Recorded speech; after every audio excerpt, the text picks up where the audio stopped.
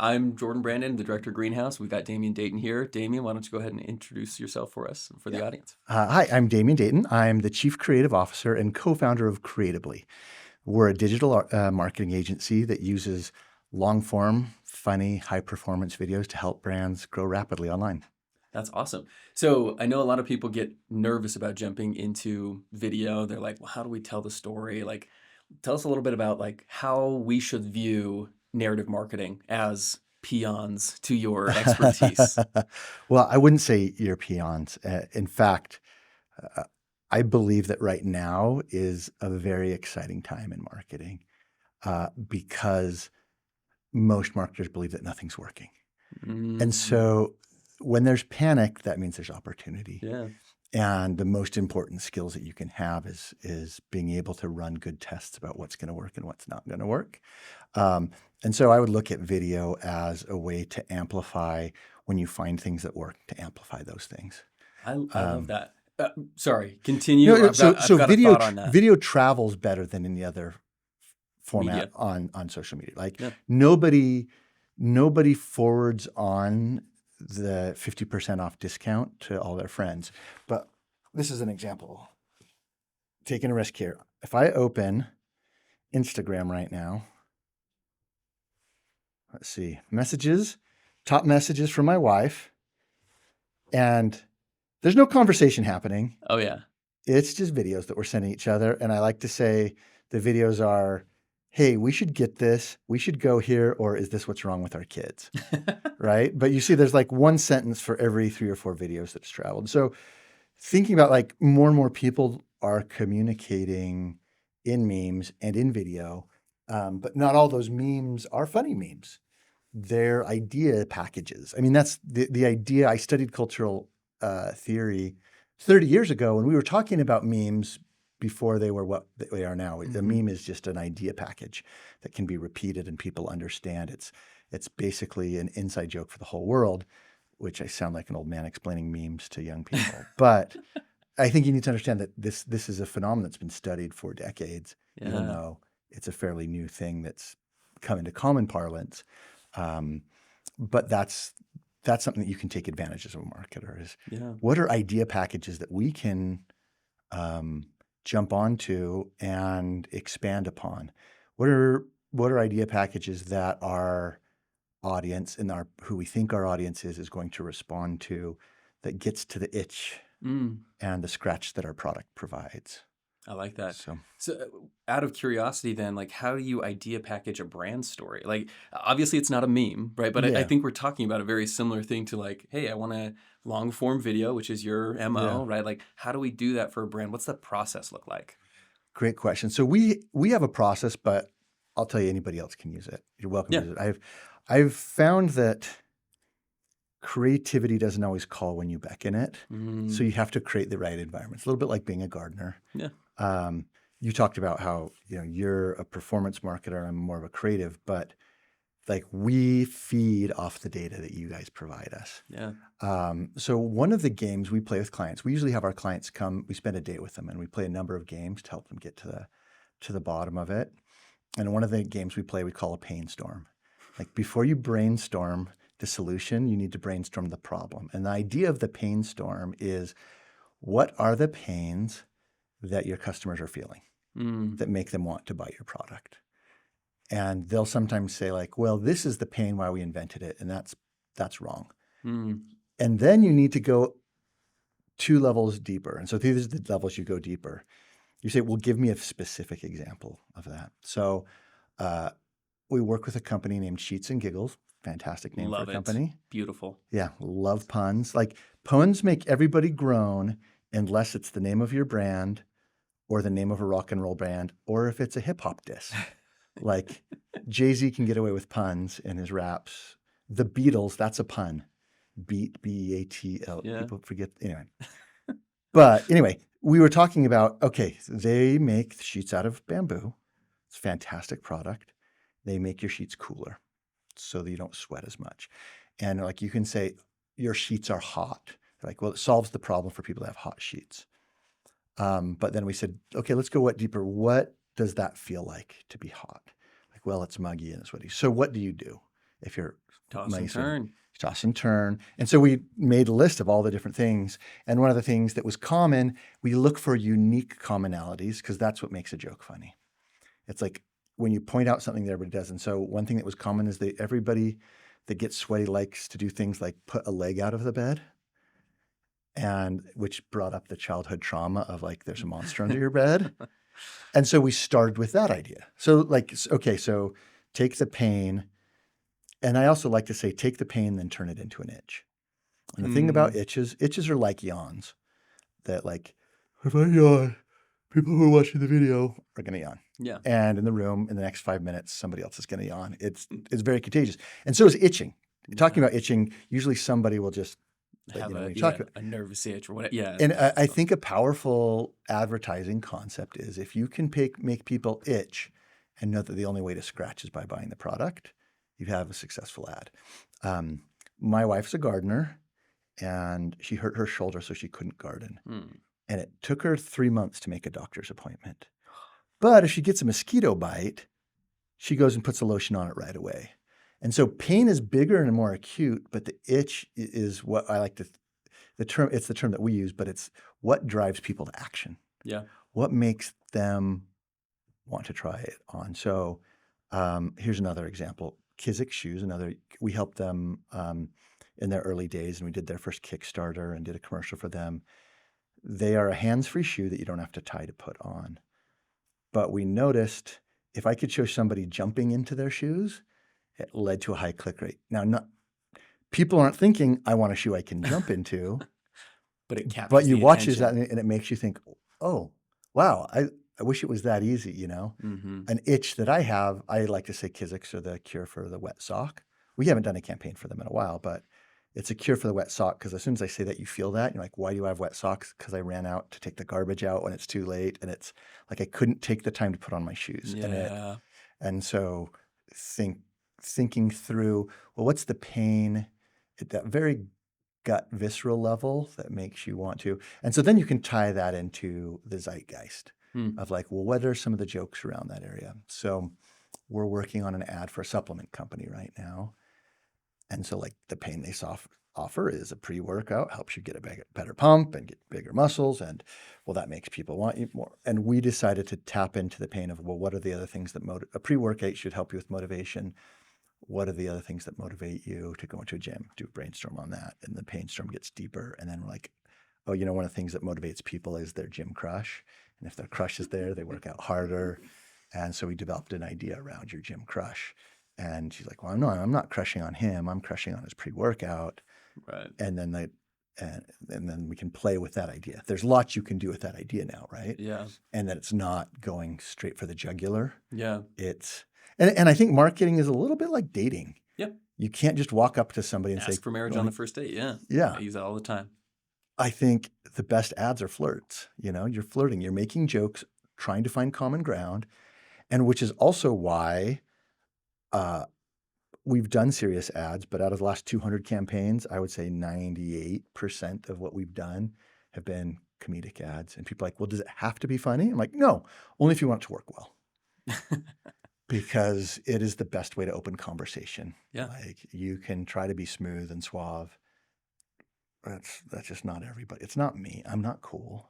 Yeah. And I'm okay with not being cool. There's other things that are more important to be friendly. Think about what are the biggest brands in America: Amazon, Walmart. They're not cool. I mean, even if you think of cool brands like Apple was a minority product that was just used by designers and filmmakers until they made a series of 74 funny ads of the Mac versus PC. They got really silly before they went back to being serious again. And so I think there's room to be, you should also be serious, and you don't want to be the guy with the lampshade on your head, but it's the best way to break the ice usually. So, I mean, that's the other reason why we lean into funny, and it doesn't have to be hilarious. Just like a pickup line doesn't have to be hilarious. It just has to make people be like, okay, you're worth talking to. Yeah. I'm willing to speak back with you guys. I like that. I love the idea of the Painstorm. I love where we're going with this. My current pain as a performance marketer working with creative marketers is kind of attribution has changed a lot. Oh yeah, absolutely. what do you feel like the new normal is for evaluating performance? Because I've seen a lot of brands that are saying like, well, let's not trust the platform performance information. Let's look at our sales. And as we run this ad, is our sales going up? Are they going down? How has kind of the iterative process changed with the evolution of attribution for you guys? Attribution has, in time Always evolved. memoriam, has been a problem. Yeah. So when things change, the people who have a benefit are young marketers and old marketers. Mm, So I go back to my old marketing yeah. techniques, right? Yeah. Um, the best finger in the wind metric is blended ROAS. Yep. I spent this much on ads. I got this Total much out, sales. right? Yep. Total sales, MER. Mhm. I believe the best way to put this, if I was teaching a class, I would teach my students attributable ROAS isn't proof, it's evidence. Yeah. And you need to gather evidence. And you need to teach your clients that too. And you're like, okay, so we have some evidence that that was working. But just because they looked at the sign before they walked in the store doesn't mean that's the reason they came to the store. Yeah. And that's what at most attribution is related to last touch. And I know it's more complicated than that, but we have to, I think one of the best things we can do as marketers is to be humbly aware of our own experience. I also think another strength we have as marketers is being stupid. Oh, yeah. So by Amen. being stupid, we remember like most of people in I believe in humanity, and I believe each person I meet is smart and has a genius and something interesting to say. But if I get 100 smart people in the room, they're morons. Because They have to be the smartest. and they don't. I'm making announcements and they're talking and they've got their life and they don't hear what you have to say. And so, like, look at your own emotional journey as you buy things. What made me want it? What made me buy it? What got me to add it to my cart? And, Mm-hmm. and are you aware of those things and be aware of your situation? So the first time I talk to a client, I usually go and buy their product. And I'd make notes of like, oh, I felt friction here. This one I was like, do I really want this? And I don't ask them for free product because I buy it and then I'm like, Do I oh, that regret feels this purchase? expensive. Yeah. And I trust myself as a middle-class person. Maybe I should make more money, but I think it's one of the reasons why Shark Tank often misses and why venture capital often misses, because like, well, I don't think this will succeed. And they're so wealthy, they're no longer They're out of regular touch. human beings. Yeah. They're not stupid enough yet. Yeah. And so, being a little stupid, I mean, you could look at that being curious, but it's a lot more memorable if you say be stupid, And so I use all those tools, but I try to, I literally just got off the phone with a group that's doing a media mix analytical software. And one of the biggest problems I see with marketers, I think there's like, I shouldn't stereotype people, but I'm like, there's 5 type of editors in the world. There's 6 type of ad buyers in the world. And one of those type of ad buyers is somebody who's addicted to the bottom of the funnel. Mm-hmm. And most ad buyers get out of that pretty quickly. You have to. Yeah. It dries up. But then your CFO gets a taste of the sauce and he gets addicted to the bottom of the funnel. He's like, why aren't we putting more on PPC? Like we're getting 8x ROAS there.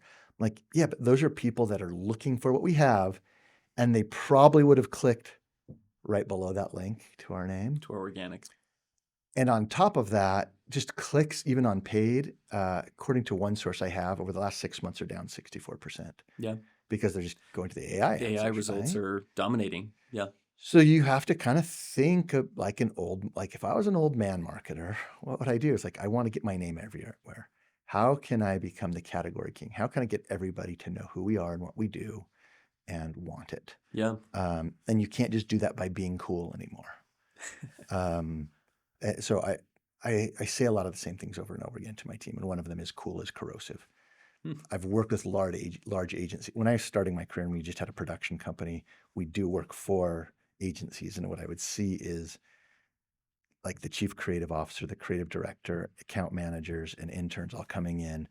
And somebody'd make a joke, and one by one, you see the head turn up the line to see if that guy laughed instead of trusting your own instincts. Yeah. And you don't have to be the funniest person in the room to be noticed. You look at like, what are you watching when you're doom scrolling? What are you watching? What's catching your attention? what's making you like a brand and what's making you dislike a brand, and kind of pull that apart a little bit Yeah. and say, listen, we sell expensive, funny videos, but what we try to sell is a campaign because sometimes I think what's most valuable that we do is that we do this strategy retreat process and a writing retreat process. And that process takes over a month of time because some of the good ideas come as you're in the shower, or you're waking up from a nap, or you're Your driving brain's been working home. on it for a long time and it's just in the background. Yeah. Yeah. So we're working with a client right now that does at-home sleep apnea tests, right? So super exciting for you at home, I'm sure. But they are doing 8 figures in selling it to truckers No because way. truckers can't go Get into a to it. sleep Yeah. lab. They can't, and if they get flagged by the Department of Transportation, they can't drive for 3 months if they don't pass their medical, right? So this is something I can send them, and their name is similar to another D2C brand with a bunch of letters on it, and we're trying to figure out a way. And their company is called iSleep HST. Great company, free marketing for them among your millions of Trillions. trillions of Yeah. Yeah. I subscribers. think that's where we're at. Trillions. And it was just a simple. I mean, we're writing an ad, but we came up with the idea. Oh, let's get the URL because they're iSleep HST. Let's get the URL isleepinatruck.com, Mm. which is like that's not a sexy marketing idea, but I know it's going to stick in people's heads and it's going to help them remember it. Like, so they're paying us for this big video, but sometimes it can be those little things. Yeah. We did a video for Thread Wallets, another Utah company that's done pretty well. And it was telling their whole brand story, like from Colby and Mackenzie, great couple that own the company from when they started the company. And it's this fun love story. And they meet while they're making their first wallet. So they get married and build this company. But we realized we need a fun shot at the beginning that shows off the wallet because no matter how interesting the story is, if we don't say something in the first 15 seconds that's, by the way, this is a wallet commercial, but without saying Yeah. and they fortunately had a friend who was a professional surfer and she was a woman and we just have her in the beginning spinning a wallet on her finger. And so it's just like, this is the story of the best wallet in the world. She catches it and how these two people fell in love. So it's like this side thing, but it's like we Yeah. came up at the last second. It's like, oh, we need to make sure we connect the storytelling with the itch and the scratch of the product. I like that. So, and we kind of talked like, old school marketing. I'm not going to call it old man marketing. I'm going to call it I got gray. old I've school earned marketing. this gray. Well, hey, I don't want to throw myself into the bus too, because I believe in it as well, right? Like it's more about cost for eyeballs. And that used to be billboards. That used to be newspapers, right? And it's evolved with the analytics changing so much in the digital platform side of things. Like in 2016, I had really good insight and I got all my data a lot more cleanly. I think we trusted it a lot more than we should have at that time, right? But like things were different in 2016 than they are today. I think that the storytelling process, we need to look at the metrics differently, right? So it's like, how are we redefining? And I think you've hit on a few really good things, but I'm curious, like, what are the specific metrics outside of, marketing efficiency ratio or MER and some of these other things that we've talked about? How do you define like the storytelling process? This metric, we've done a good job. Well, like you said, 10 years ago, I had a marketing director tell me this. He's like, well, back when it was on easy mode, it didn't feel like easy mode at the time. It did not. But it certainly, looking back, I'm like, you're kind of right. Some of the things. I remember even telling clients, well, it doesn't matter what your URL is because they're going to click on the ad to buy. Yeah. They're going to click right here where my video sells them to buy. But it totally matters. So like your name matters. One of our brands is StairSlide, and the fact that it's the only slide that for stairs in the world makes it, I don't have to do any PPC on it, right? Yeah. But we look at a couple metrics that a lot of people don't look at. And I learned it from YouTubers. Utah has a lot of great YouTubers. And every video that they release, and Mr. Beast will talk about this, he looks at his retention curve. Most marketers don't look at their retention curves.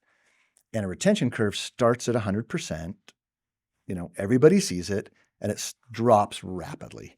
The average commercial retains viewers at 7% at the 15-second mark. Wow. Before we release a commercial for $600 in a video, I do a video view test. For $600, I can get about between 100 and 200,000 viewers on it. and I look at that retention curve, our goal within Creatively is to get it above 20%. Mm, And our average for this year is 24%. So excellent. like all of my creatives know some data points. So that's one to look at. And then but that doesn't tell us alone whether it will be successful, because this might be a busy news week and that can drop Yeah. that number. But that curve lets us compare the video to itself, and we can see, oh, we told this joke and then there was a drop. So let's remove that joke. Yes. Oh, something happened here and that caused the slope of the angle to change. That means we're retaining people better. Let's keep that part. But once I introduced that this is a wallet, that caused some people to drop. Oh, that's okay, because if you're not interested in a wallet, I don't want to keep it. So we do those Mhm. sorts of things. I don't like to do non-skippable ads, because then you turn into Liberty Mutual. And everybody at my office knows that I hate Liberty Oh, Mutual, because yeah. like everybody in this room can probably sing this song, know there's a bird for some reason, but what you don't know is anything about their service. Yep. Everybody here can tell you that Geico will save you 15% or more, but and that stupid bird, it just interrupts my shows all the time, and I can never skip him. Mm-hmm. But our philosophy is you have to earn every second. So that retention curve is one thing. But if I'm talking to a media buyer, I would diagnose the funnel this way. What's your cost per view? What's your CPM, which is very Yeah. similar metric? What's your view through rate? And that alone won't determine things. But if we're getting a really low CPM on social media, like, okay, people really like watching this, that's a good thing. But if I have a really low CPM and my cost per click is high and my click-through rate is low, then I move down the next thing in the Am I funnel. Is hitting the like, right audience? yeah, am I hitting the right audience, or is my video dragging on too long? So if you make a Mm. 3-minute video, maybe I need to shorten it.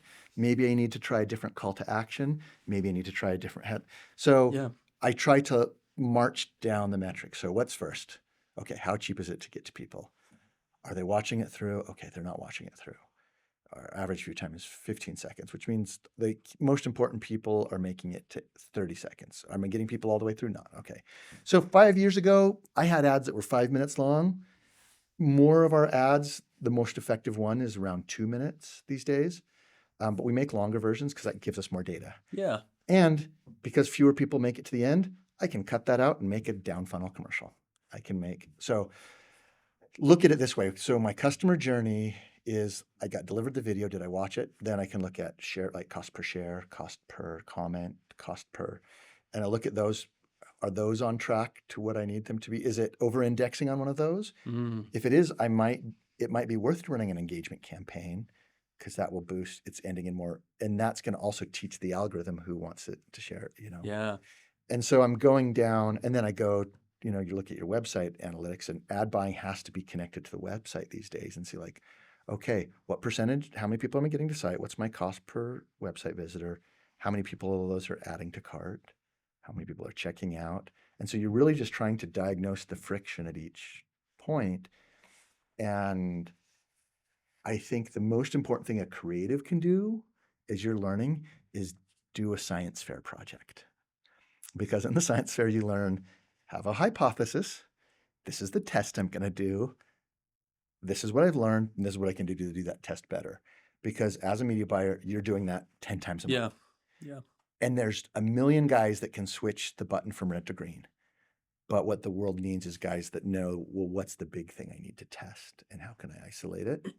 It's a bit like being a nutritionist, though. You're like, well, we think broccoli helps, but everybody's saying they're eating broccoli, but we don't know if they're really eating broccoli and what else they're eating, right? Mm. So I try to they say, keep your friends close, keep your enemies closer. And I'd say, keep your ad buyer closest, especially if you're a creative, and Yeah. be like, well, what are you seeing?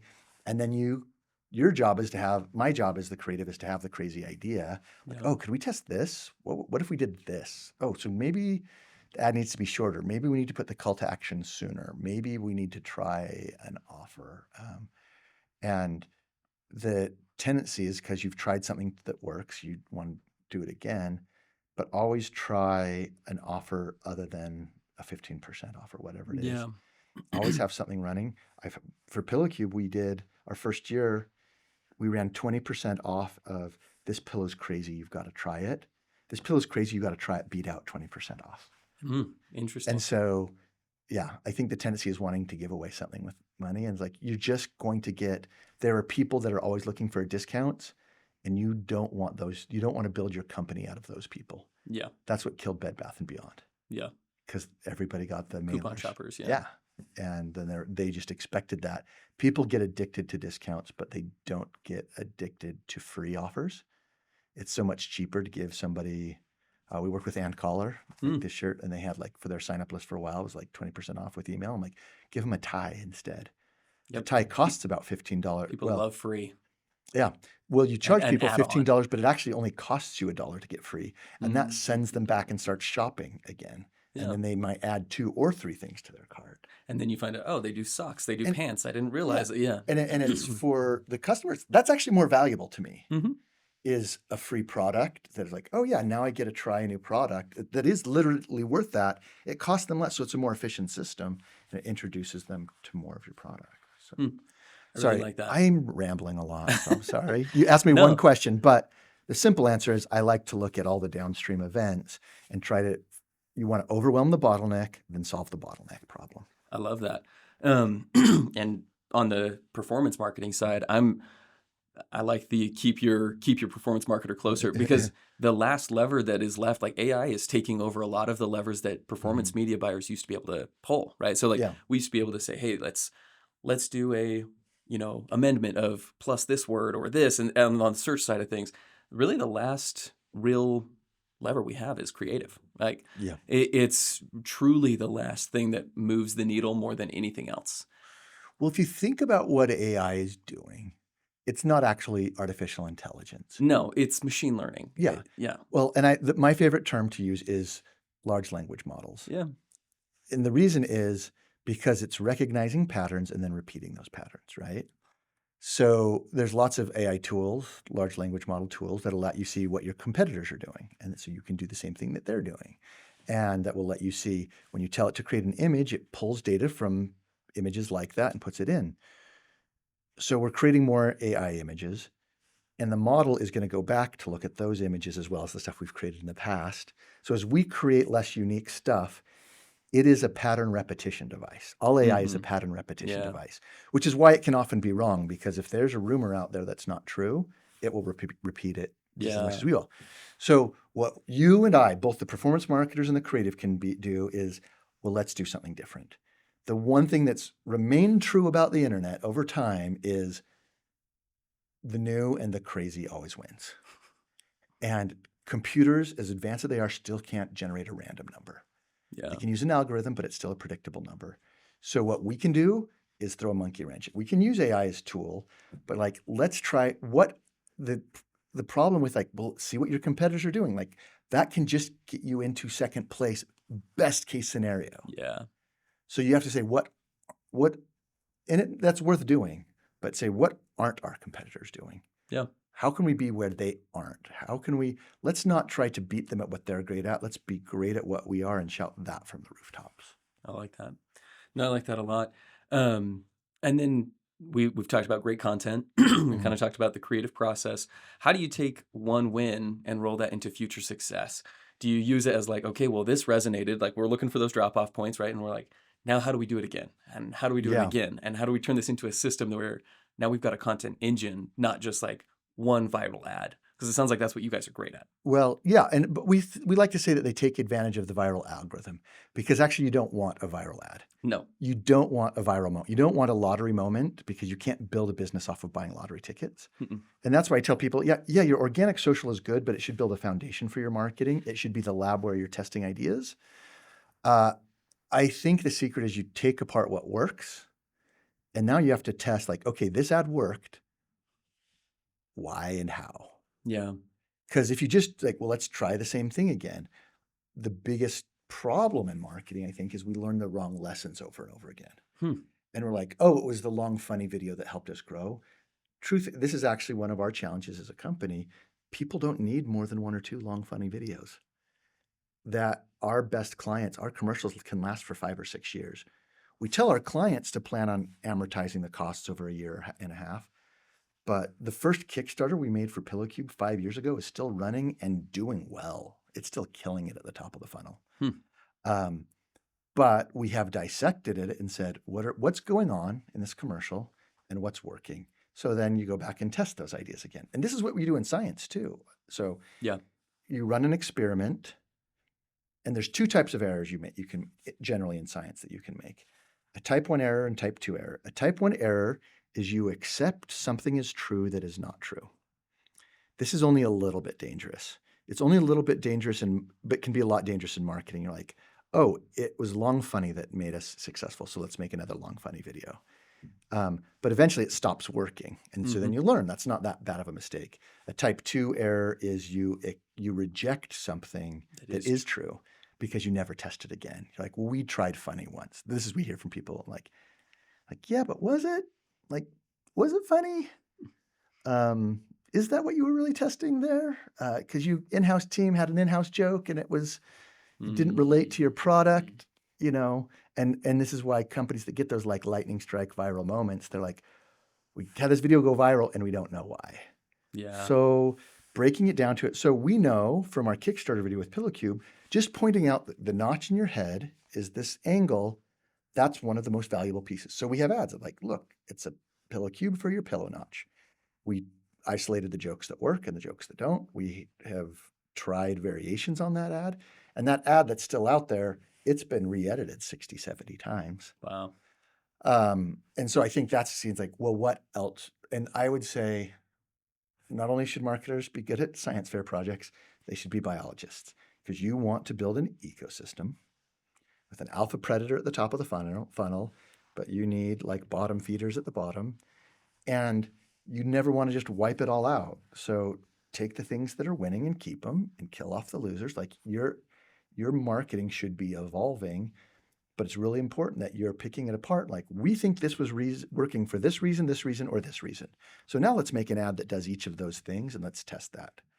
I love that. And then what haven't we done yet? And are you surveying your customers?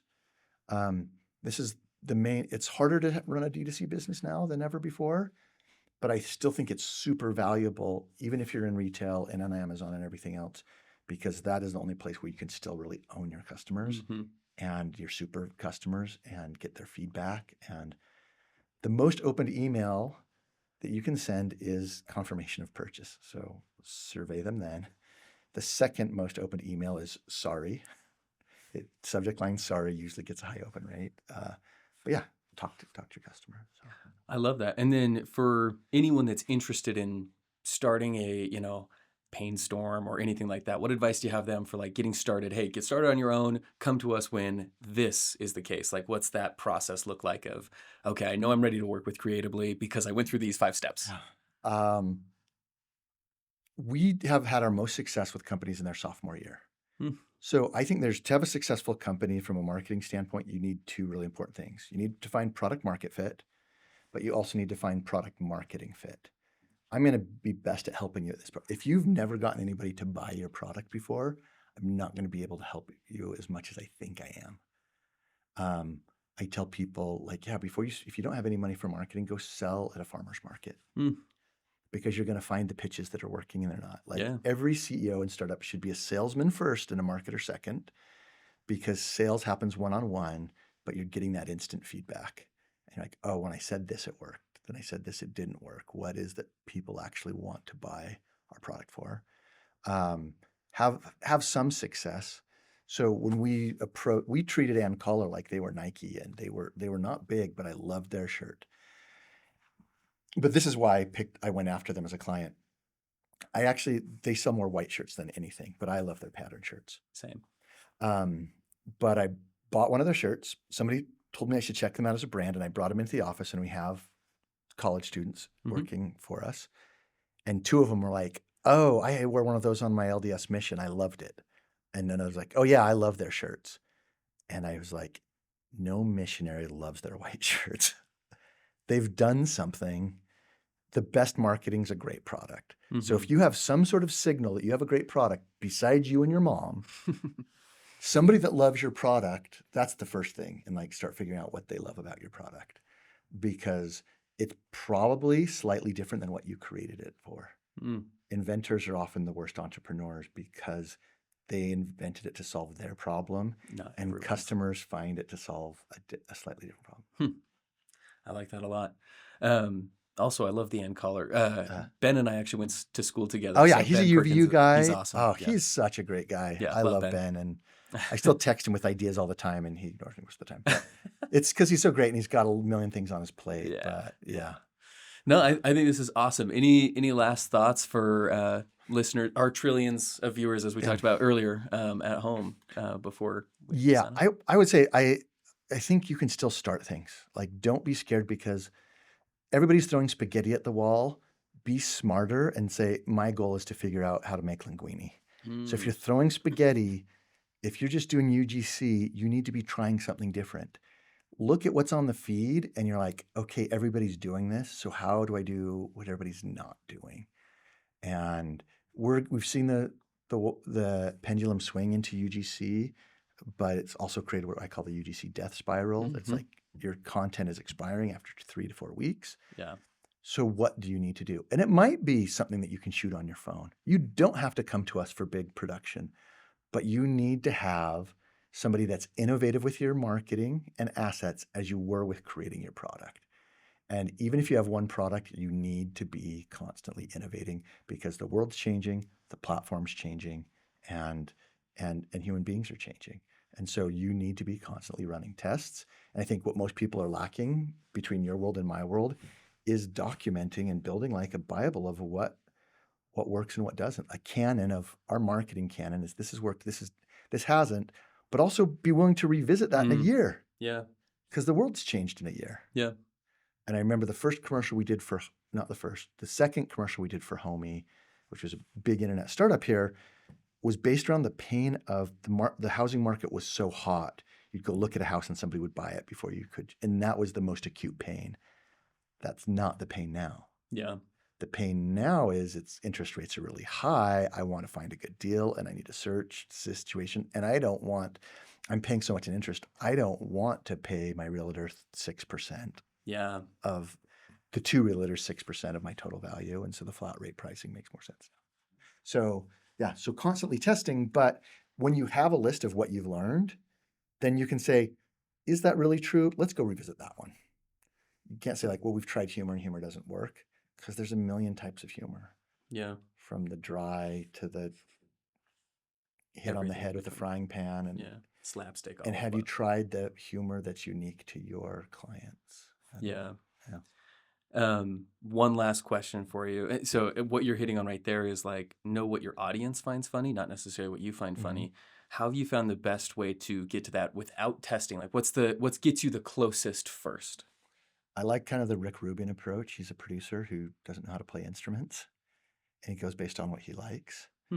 Um, what we do is we perform our scripts before we produce them in a room full of people.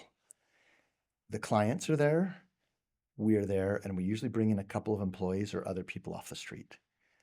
And the best commercial is one that has people laughing, different people laughing at different points. Mm. Because I'm like, this isn't my own sense of humor. What I watch is kind of weird. And so if I just based it off of everything that I liked, but I put in a little bit of me because I can't help it. Yeah. But, a dad joke doesn't just make people laugh, it makes them feel comfortable. Nostalgia jokes make you feel a certain way.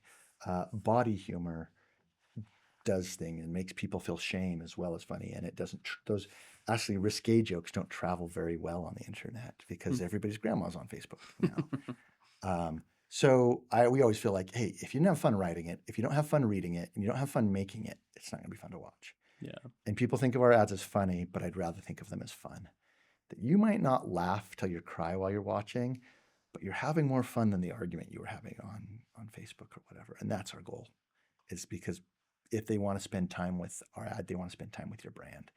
And so part of our strategy retreat is not just the Painstorm. We have like 6 or 7 games, but it's also kind of like a first date between us and the client because they're usually have some things in common with with their customers. And I love to have their CEO there, but also their head of customer service there. Hmm. Like, oh, we hear this a lot. This is why people love a lot.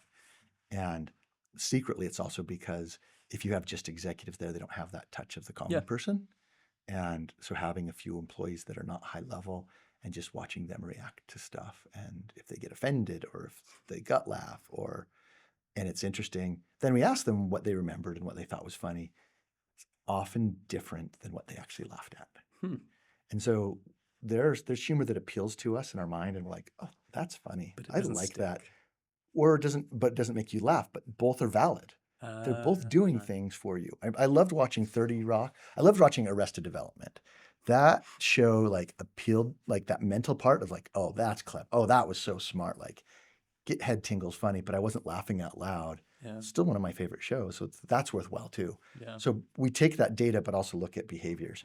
We show it to people and say like, oh, they're watching it, but are they clicking? Yeah. So you look at all of those behaviors. I still think the best event in TV history is a loose seal biting off Buster's hand. Or not Buster, whatever. It was Buster. Buster. It was, yeah, Buster's hand. Well, and if you watch, Loose seal. the loose seal was in season 1. Yeah. Like you see it in the back. They set up their jokes like 5 episodes in advance. Seasons ahead. Yeah, it's amazing. So, all right. Well, Damian, thank you so much for joining us today. Thank you for having me. Listen, I love what you guys are doing. Let me just put my pitch in for Green. Please, let's hear it. I think Greenhouse is an incredible value. Why? Because you get a bunch of smart people that are looking to make their name off your success. They are hungry to make it work and not just make, a lot of ad agencies are making things to show their friends at other ad agencies. Yeah. With Greenhouse, you're getting smart people that are learning the new and upcoming techniques, but they're anxious to prove themselves. And that hunger makes you make great work. And I just think it's an incredible value. So if somebody was looking to, and they couldn't afford me, I'm like, go talk to Greenhouse, let them get on your feet. You're going to find some stuff, discover some awesome things, and they'll help you through your freshman year. We'll help you into your sophomore year. Love that. So that's my new pitch. We're the education side anyway. Freshman year, sophomore year works great. Yeah. Works great. Yeah. We'll help you graduate, take you to the next level. Yeah. Love it. Yeah. Thank you so much for your time. No, thank you for having me. This has been a lot of fun. And thank you guys. Yeah. Thank you guys for being here.